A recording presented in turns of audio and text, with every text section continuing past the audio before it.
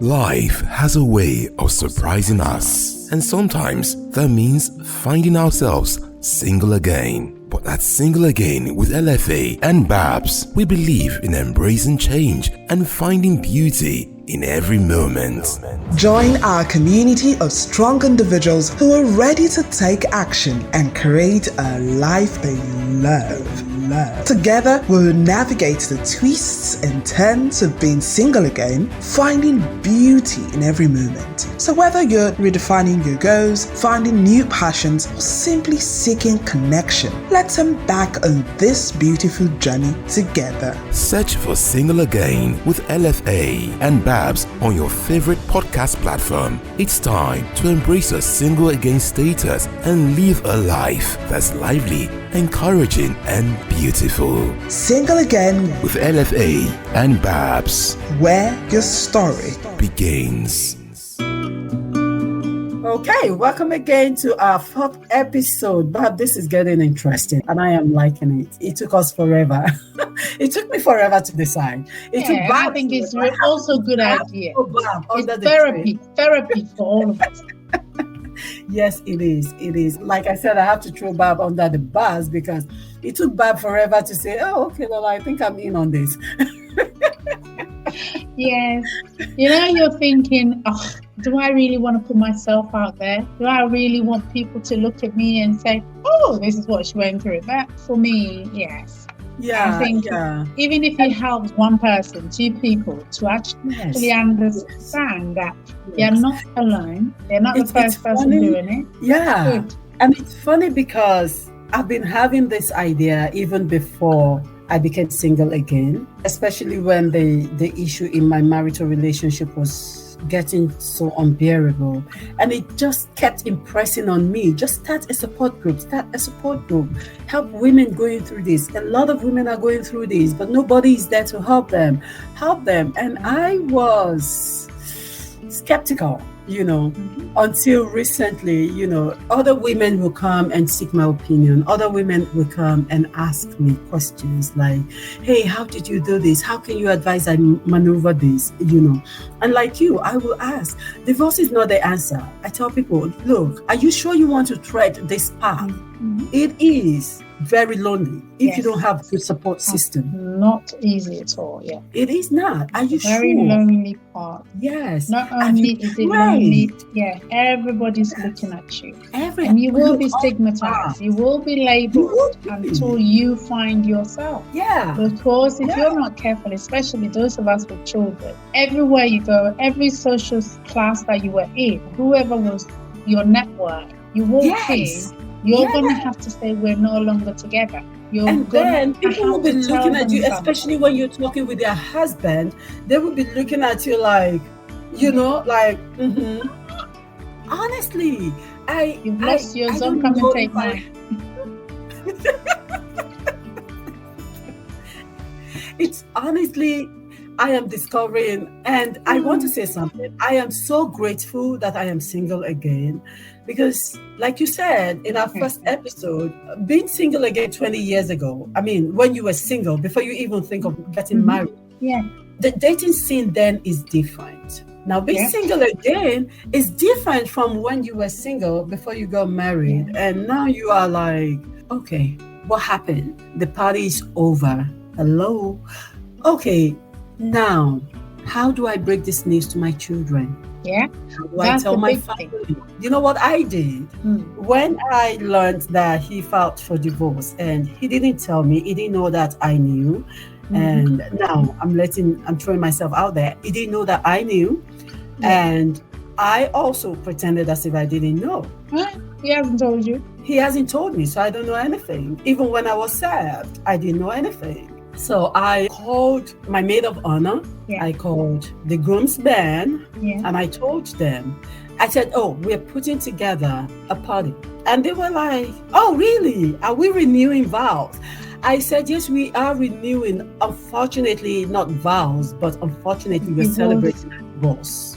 And oh my God, the groomsman was like, oh my goodness, I'm so sorry. Like, what happened? This, that. We're going to call him. We're going to do this. My maid of honor was shaking. She was like, oh my God, no, it shouldn't happen. How did we get here? You know, and I remembered a long time ago, I think this was in 2012, I told him then that if anything will happen to this relationship, it's going to be on your parents. I told him that. Yeah.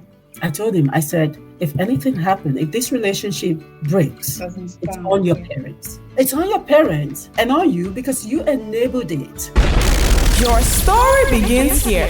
Single again. Single with LFA&BARBS. Just explore how to break this news to our children. Because now I want to just assume that some single again that listening to it are in the process of transitioning and are wondering, how am I going to tell my kids? Maybe they're separated, but how am I going to tell the kids that mommy and daddy are never coming together again? And I think it's like what we said before. You always have to look into your situation. How far have you been here? Has your children been around when you're really in a negative space? How much of it have they absorbed? How have you been telling? Because sometimes, as we are not able to make the decision, we lie to our children. Even when it's glaringly open to them, they'll ask a question, well, no, mom and dad are not doing that. However, for me personally, I don't say it was easy, but it was that it had to be done. So I had gone through this abuse where the day I was hit, the baby was thrown in, the children were all involved, they saw it. He hit my brother. It had become a big family thing. So everybody. And the children have curled up, really, my children have all curled up into a corner. They're always immediately, every time I walk into the room, the four of them are together. With the baby on the lap or me having the baby, because they've now started to have little huddles about their home situation. So when I made that decision that, okay, this is not going on anymore, I called them in. I said, you live very comfortably in this home. I have decided I can't be with your dad anymore. I need to step out there and find me a place. You are my children. I'm not leaving you, and I'm not giving you option that you're going to stay with dad, because I am taking you with me because you. And then, all of them, apart from the baby, of course, well, we're not staying with dad if you're not here.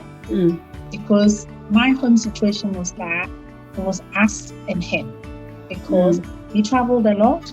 And then apart from the hate, he decided to step out of the relationship with other women. So, and had made it open to the children.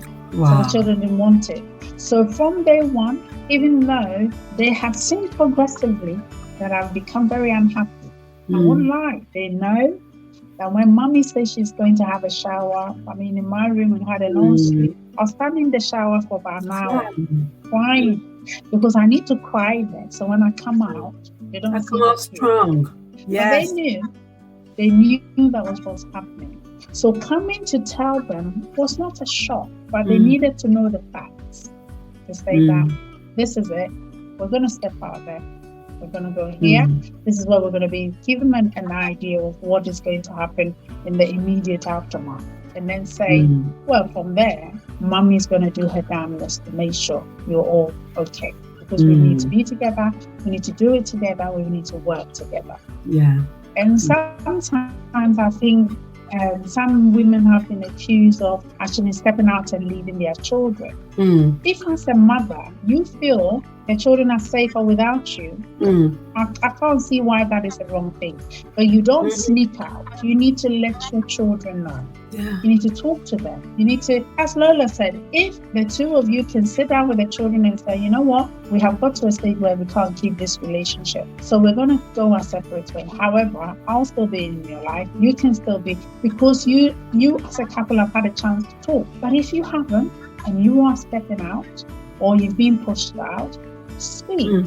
Because majority of the time is because we don't take that brave decision and include our children. They suffer more. I don't say they don't suffer, they do.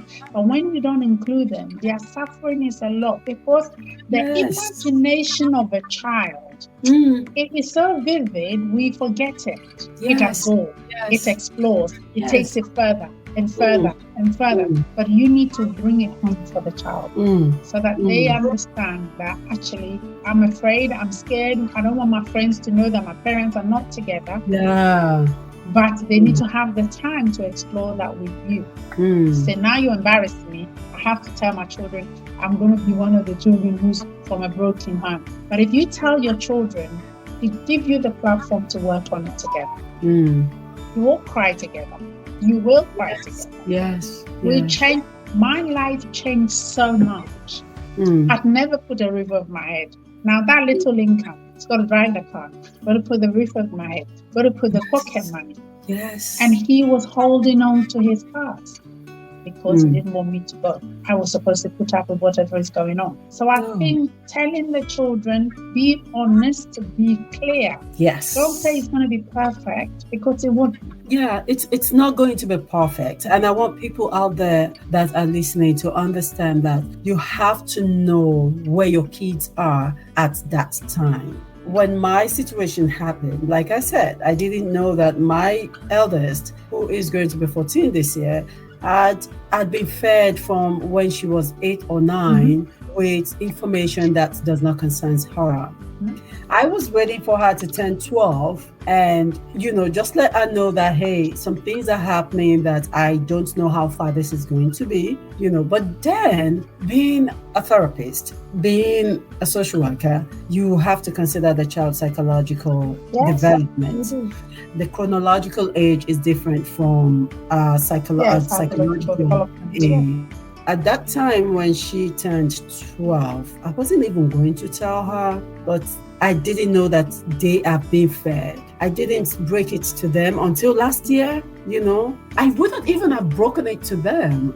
I didn't break it to my youngest, but I broke it to my eldest, and she was like, oh, Dad had said that God hates divorce, so he was never going to divorce you. And at that time, he had already filed. And she said something like, and if Dad do that, that means he lied to me.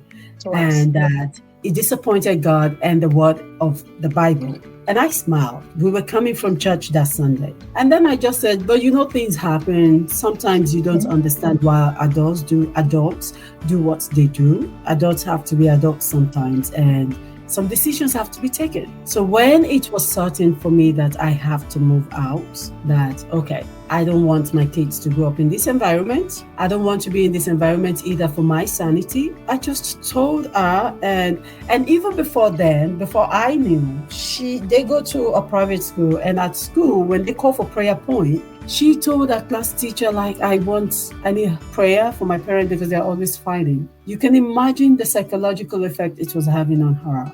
Yeah. So I had to sit her down and I have to let her know that I am sorry it has come to this. And I really had to make them understand that, hey, mommy didn't initiate this, but daddy did. And they were getting upset, like, no, you should fight it. I said, no, I'm teaching you guys to respect people's opinion. You respect people's decision. You respect people's boundary and their space. That is what he wants, and that's what we're going to do. We're going to respect what he wants, and that's what we're going to do. And I think sharing that with them, I was surprised they really did understand. My youngest, I didn't share with my youngest at that time. I shared with my oldest. And my youngest was being fed with all different kinds of information. And he would be so upset with me.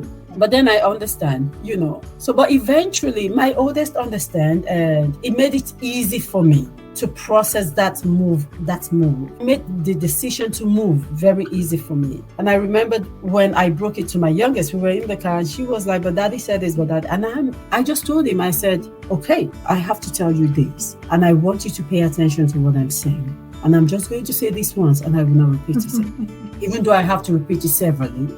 Because he is young, he's 8.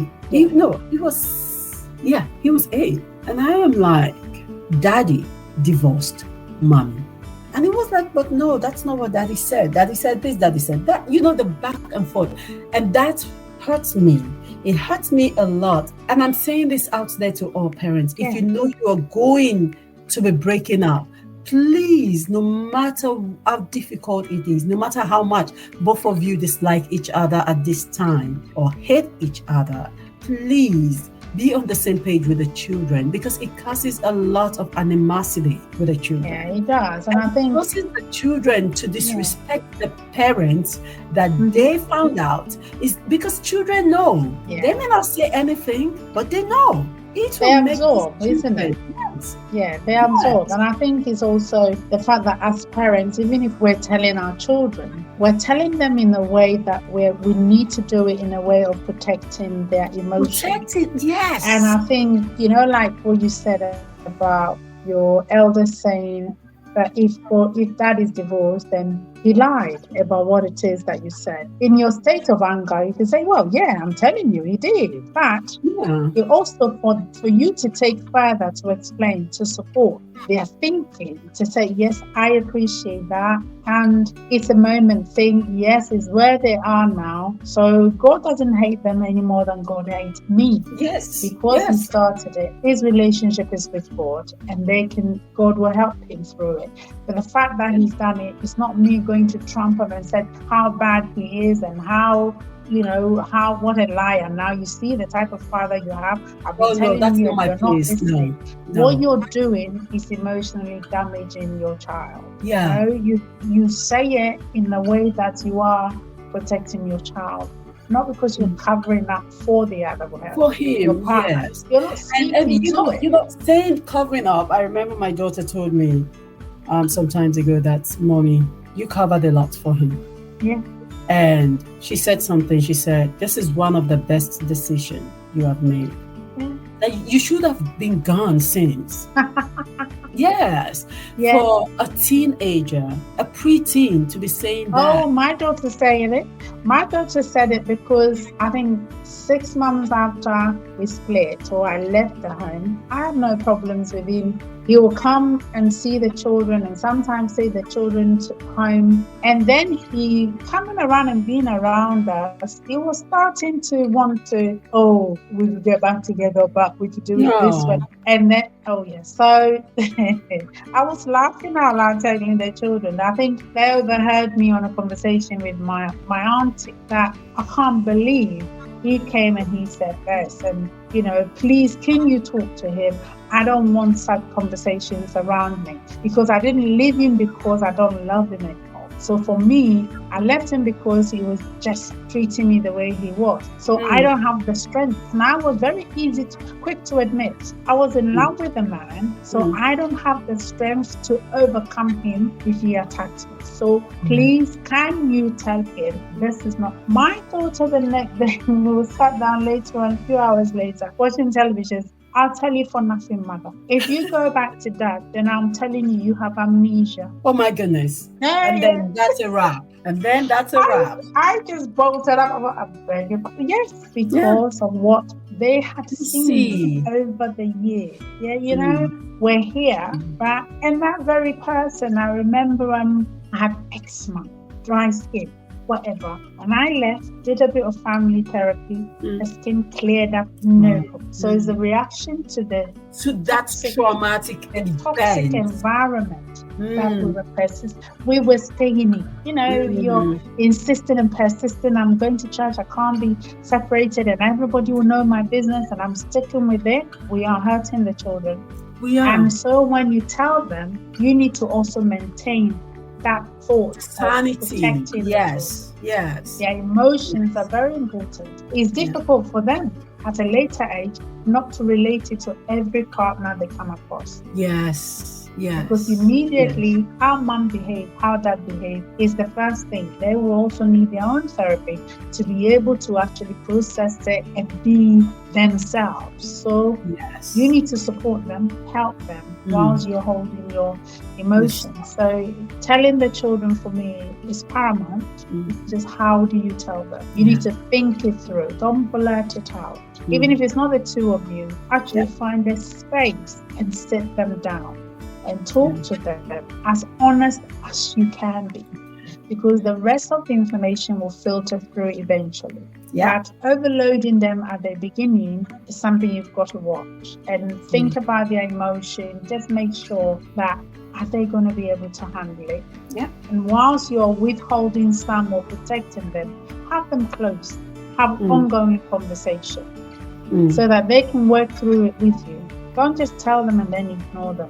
Yes. Because life hits. You know, you've got to go out there, got to have life, got to do this. So you just tell them and ignore them. No. I went through a period where we used to have what we call family evenings. So we'll sit down, and girls like to talk.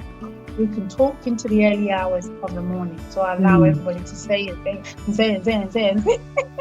But for me, even whether I was processing or not, it was good for them to feel their version is being listened to, and they have a platform to just talk and feel that they're in a safe environment to just talk. So how we talk to the children is very important, as well as having to tell them. Do tell them. Don't leave them guessing. Yes. Don't leave them guessing. Because in Africa, children are seen but not heard. If you don't be careful and you were brought up in Africa, you bring it here. In the diaspora, your children are not Africans. They're not. They are African heritage, because a child is the environment in which they grow up, whether you like it or not. So they're not Africans. They are diasporan children. We want them to love the culture of where we came from. We also need to accept that in the environment that they're in, this is where they're absorbing. This is where they're being grown up. So turn it around a little. Let them understand that you appreciate this environment and they have a voice when you speak to them. So yes, it is very interesting and it's very important that we include our children at every cost. Yes. And on that note, we are wrapping up.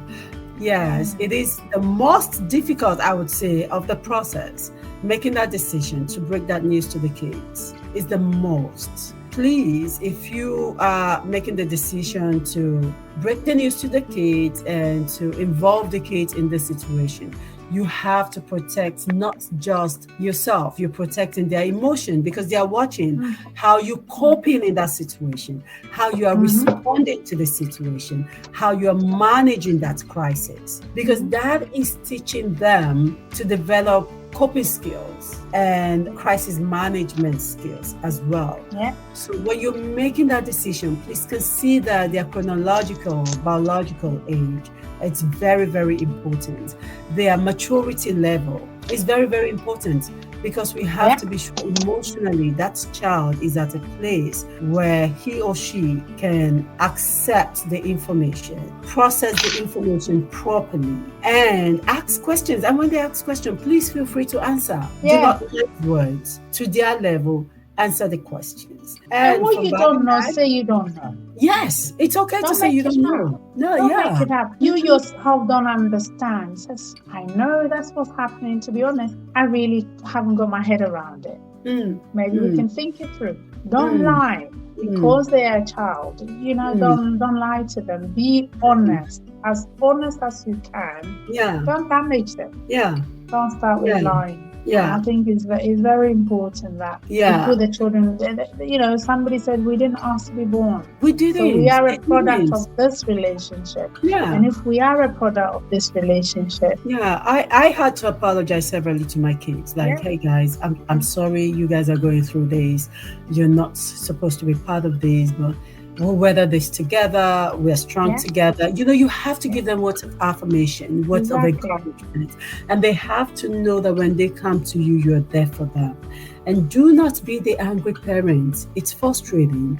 Making that decision, sharing with kids is frustrating, but just reach inward and bring out your strength. Your story begins here. Single again. Single with LFA and Barbs. Until we see you in our next episode, remember, share. Wherever you listen to your podcast, like, subscribe, share, and go to our Facebook page. Yes, Aaron's Place, Single Again with LFA&BARBS. Share, like, subscribe to our YouTube channel, Mother's Body, where we discuss everything about motherhood, everything about raising your children, including the toughest questions or topics that you can think of. Until we see you same time, another time, please keep holding on. Remember, you're not walking this journey alone. We are here with you, working it with you. Until then, from me, LFA, see you guys. Bye. There you are, and a bye-bye from me. Take care. Your story begins here. Single Again with LFA and Barbs.